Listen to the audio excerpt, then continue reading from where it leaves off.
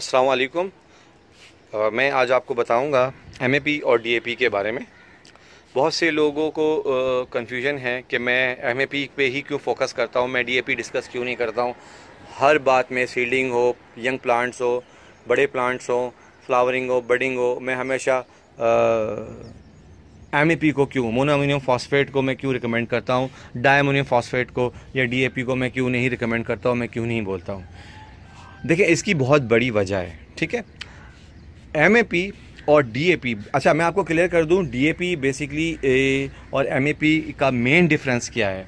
ठीक है, एमएपी हमारे, अब तो आपको पहले क्लियर बता दूं, आप थोड़ा सा पीएच को समझें कि पीएच क्या होता है। जब तक पीएच से आप नहीं समझ में आएगा आपको, और तो आप इसको नहीं समझ सकते कि फ़र्क क्या है डीएपी और एमएपी का। ठीक है, बेसिकली सॉइल के पीएच लेवल्स होते हैं जो 0 to 14 होते हैं। ठीक है, अब जो 7 से ऊपर होता है वो 7 to 14 जो होता है वो अल्कलाइन कहलाता है।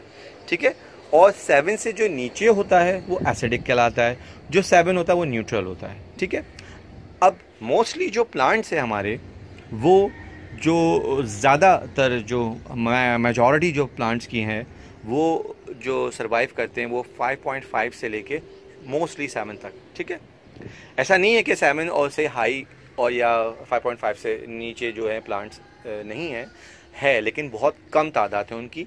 मेजॉरिटी जो है वो 5.5 से 7 तक के सॉइल पीएच को पसंद करती है, उसमें ही न्यूट्रिएंट्स को इनटेक करती है और उसमें ही ज़्यादा अच्छे तरीके से बढ़ती है और सर्वाइव करती है। ठीक है, अब हमारे टैप वाटर को अब अगर देखें, मैं एशिया की बात कर रहा हूँ, उसमें मेजॉरिटी हमारे जो टैप वाटर्स हैं, अगर आप उसको पानी आप निकालें और चेक करें तो वो आपको जो टैप वाटर मिलेगा, उसका पीएच जो मिलेगा वो 7.5 से लेके या 7 से अबव होगा और 8 तक होगा, या 8 से भी अबव बहुत जगहों पे है। ठीक है, अब ये क्या हो गया, ये अल्कलाइन हो गया। ठीक है, हमारे प्लांट्स मोस्टली जितने भी हैं, मोस्टली वेजिटेबल्स जितने भी हैं, या बहुत सारे फ्लावर्स भी, अच्छा बहुत से फ्लावर्स 7.5 से भी तक जाते हैं।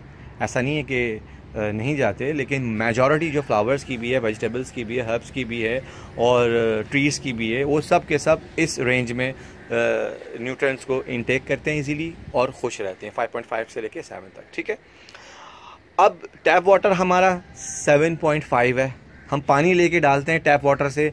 अब पानी जब हम डालते हैं, सॉइल का पीएच ऑब्वियसली हाई हो जाता है, क्योंकि हमारा पीएच वाटर का भी हाई है। ये मैंने आपको पहले भी एक वीडियो मैंने उसमें भी डिस्कस किया था कि किस तरह से सॉइल के पीएच को हम कम कर देते हैं और किस तरह से हम प्लांट्स के हवाले से, प्लांट्स के पसंदीदा जो वाटर लेवल है पीएच का, वो हम किस तरह से बना के डाल सकते हैं और वो उससे खुश रहते हैं।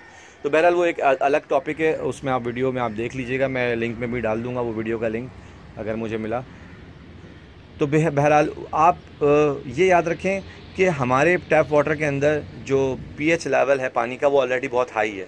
ठीक है, 7 डाल रहे हैं हम, 8 डाल रहे हैं पानी, और हम फर्टिलाइज़र भी डालते हैं और फिर बोलते हैं कि यार ये अच्छा सरवाइव नहीं कर रहा है, अच्छा इसका रिजल्ट नहीं आ रहा है। क्यों नहीं आ रहा है? वो वजह इसलिए कि जो आप न्यूट्रिएंट्स दे रहे हैं या माइक्रो न्यूट्रिएंट्स दे रहे हैं, तो वो भाई लेने के काबिल ही नहीं रह रहा ना। जब इतना हाई पीएच होगा तो वो लेने के काबिल ही नहीं रहता प्लांट्स। तो बेहतर ये कि सॉइल पीएच को आप थोड़ा लो करें। लो करने का तरीका मैं आपको बता दूंगा किस तरह होता है, वो वीडियो में पहले बता चुका हूँ। अब द प्रॉब्लम इज़ कि मैं एमएपी को क्यों बोलता हूँ और डीएपी को क्यों मना करता हूँ। अच्छा, मैं आपको क्लियर बता दूँ कि एमएपी डालने से, मिसाल के तौर पे अभी मैंने एक, अगर मैं ये जैसे यंग प्लांट्स के लिए जिसमें मुझे बडिंग्स नहीं है या बडिंग नहीं चाहता मैं, और मैं चाहता हूँ कि रूट्स अच्छी डेवलप करे, तो मैं डोसेज बता दूँ आपको कि 10 लीटर पानी के अंदर मैं 1 टीस्पून यूज़ करूँगा। ठीक है, ये 10 लीटर पानी का मेरा है कैन है, उसको मैं 1 टीस्पून 1 चाय का चम्मच छोटा इसमें यूज़ करूँगा। ठीक है, 10 लीटर पानी के लिए इस तरह के बड़े प्लांट्स के। ठीक है, ज़रूरी नहीं है कि मैं इसमें फ्लावर्स मैं अभी पिंच कर रहा हूँ इसके।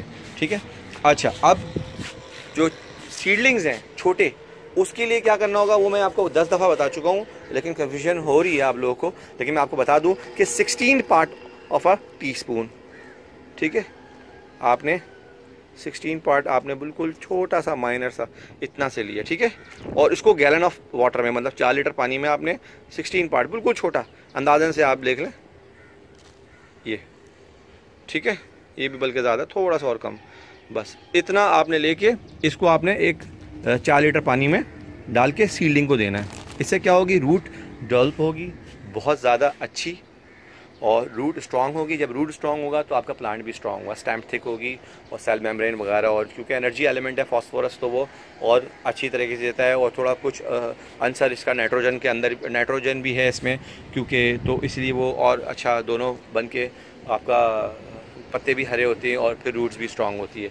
तो ये बेहतरीन कम्बिनेशन है। अच्छा, अब MAP क्यों रिकमेंड करता हूँ, इसलिए कि जब मैं MEP डालता हूँ ना तो मेरी सॉइल की pH ये डाउन कर देता है, क्योंकि MEP को डालने से सॉइल का pH डाउन होता है, ठीक है।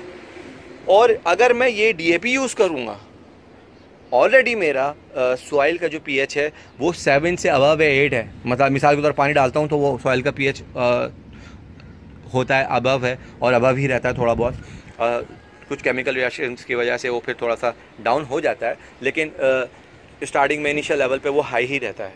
तो उसमें क्या होता है कि DAP डालने से और ज़्यादा मेरी प्लांट जो सॉइल का जो है pH है वो हाई हो जाता है, जिसकी वजह से सॉइल की वजह से, जिसकी वजह से बहुत प्रॉब्लम्स क्रिएट होती है। मिसाल के तौर पे क्या कि जैसे अगर आप जब ये मिसाल आपको मैं क्लियर बता दूं कि जो एसिडिक सॉइल होते हैं ना, जिसमें जब हम MAP डालते हैं तो वो एसिडिक सॉइल बन जाती है। मिसाल के तौर पे अगर हमारा 7.5 या 8.8 पे pH सॉइल का है तो वो अगर मैं मोनोअमोनियम फॉस्फेट डालूंगा तो वो उसको नीचे कर देगा, नीचे करके ले आएगा 5.5 तक ले आएगा, ठीक है, और 6.5 तक ले आएगा, नॉर्मल रेंज में ले आएगा, जो जिसमें प्लांट्स ईजीली न्यूट्रिएंट्स को इनटेक कर सकते हैं, ठीक है। लेकिन अगर मैं यही चीज़ DAP बना के डालूंगा या DAP के मैं ग्रैन्यूल्स डालूंगा तो क्या करेगा, वो इनिशियल लेवल पे ही वो 7.5 से लेके 7.8 से लेके 8.2 तक ले जाएगा, ठीक है। ये मैं अपने तौर पे कोई लफ्ज़ी बयान नहीं कर रहा हूँ, मैं रिसर्च जो है DAP के हवाले से और MAP के हवाले से जो बड़े बड़े इंस्टीट्यूशंस की हैं वो मैं आपको बता रहा हूँ, ठीक है। या मेरे अपनी तरफ से कोई मेरी फ़ीडबैक नहीं है।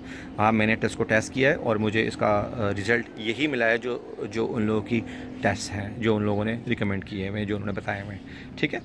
तो ये 7.8 से 8.2 तक पहुंचा देता है DAP, इनिशियल लेवल पे तो बहुत हाई लेवल पे ले जाता है, जिसकी वजह से क्या होता है, जो हमारे माइक्रो न्यूट्रिएंट्स हैं जो बहुत इंपॉर्टेंट रोल अदा करते हैं प्लांट ग्रोथ के अंदर, फ्रूटिंग के अंदर, रूटिंग को स्ट्रॉन्ग करने के लिए, जिसके जस्ट लाइक मैग्नीज़ है, आयरन है, जिंक है, बोरॉन है, ये प्लांट इनटेक करने के काबिल नहीं रहता, ठीक है। तो फिर क्या होता है जी, येलो पत्ते आ रहे हैं, वेन्स में वो लाइनें आ रही हैं लाइट सी ग्रीन सी, तो वो क्या प्रॉब्लम होती है, वो बेसिकली इसी वजह से होती है। आप न्यूट्रिएंट सारे दे रहे होते हैं, आप फर्टिलाइज़र सारे दे रहे होते हैं, लेकिन pH लेवल, सॉइल की कंपोजिशन का जो है, सॉइल का जो स्ट्रक्चर है या सॉइल के जो कंपोजिशन है वो बहुत ज़्यादा pH हाई कर देती है। जब pH हाई हो जाता है तो वो जितने भी न्यूट्रिएंट्स और माइक्रो न्यूट्रिएंट्स हैं वो सॉइल में ही पड़े रहते हैं और प्लांट इनटेक करने काबिल नहीं रहता है, ठीक है। डेफिशिएंसी फिर उसकी नज़र आना शुरू हो जाती है कि जी ये अब आप उसको डाले जाएं, लेकिन आपको ये पता नहीं है आप जहर के अंदर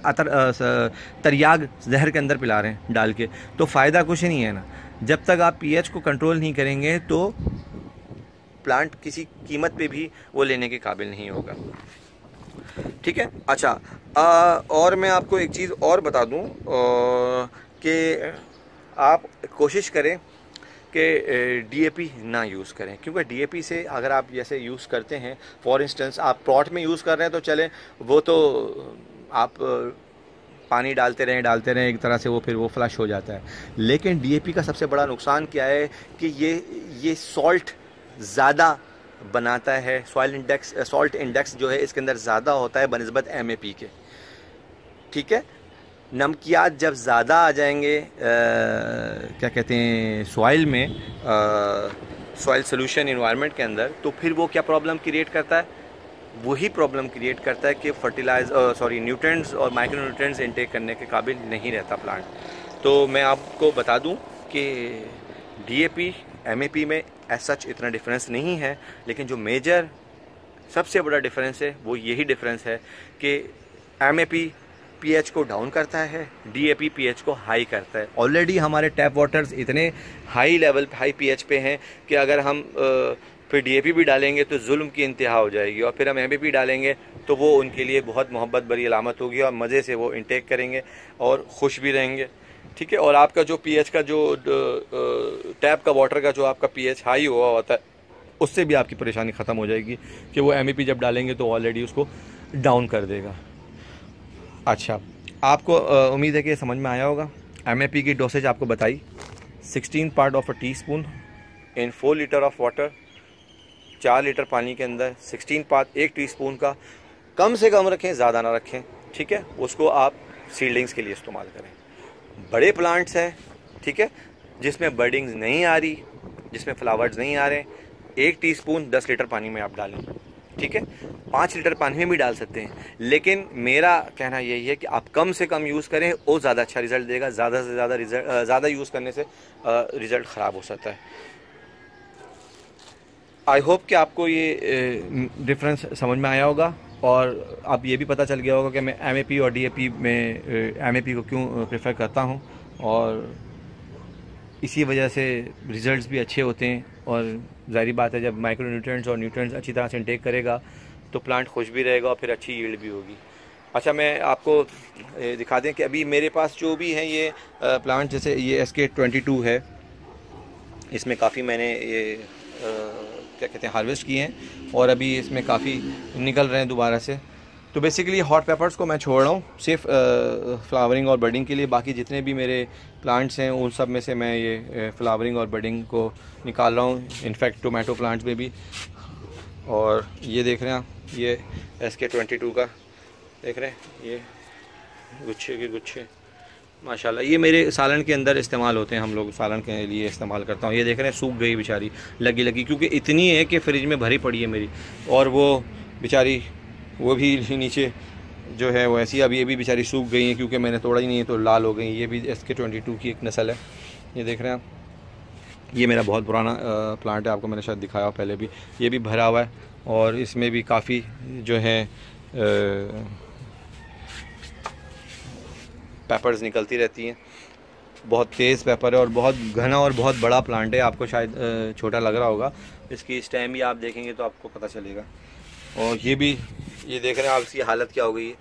ये बेसिकली ये धब्बे से इसीलिए हो गए, एक तो मिट्टी की वजह से, और ये सूख गई हैं सारी। देखें, सूख के ये लाल के बाद ये वाइट हो गई हैं तो ये क्योंकि इसमें से तोड़ नहीं सका, तोड़ा नहीं है काफ़ी, क्योंकि बहुत वैसी ऑलरेडी मिर्चें काफ़ी हैं। तो बहरहाल मैं ये बता रहा था SK22 के, और ये इस टाइप की जो हैं ये मेरे पास काफ़ी प्लांट्स हैं और इसमें से अभी देख रहे हैं निकल रहे हैं काफ़ी बहुत। ये इसको काफ़ी प्रून किया था मैंने, ये माशाल्लाह फिर से बड़ा हो गया अभी। तो बहरहाल आई होप कि आपको ये समझ में आया होगा इसके हवाले से कि DAP और MAP में क्या डिफरेंस है और मैं क्यों रिकमेंड करता हूँ। कोई क्वेश्चन हो, कुछ भी क्यूरी हो तो प्लीज़ आप पूछिएगा। Thank you so much. अल्लाह हाफ़िज़, स्टे ब्लेस्ड।